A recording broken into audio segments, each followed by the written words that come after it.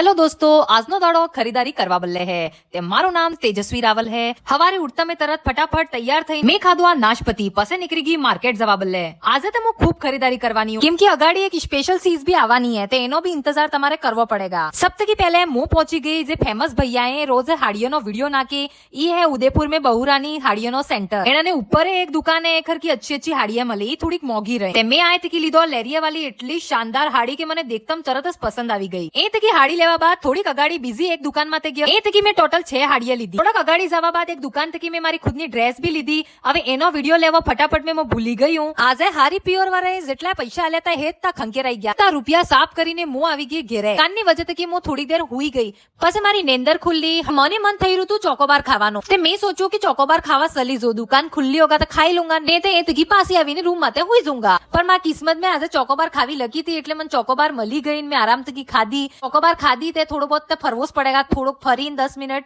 એને બાદ હું હુઈ ગઈ। આજનો બ્લોગ અમે આયસ ખતમ કરેंगा।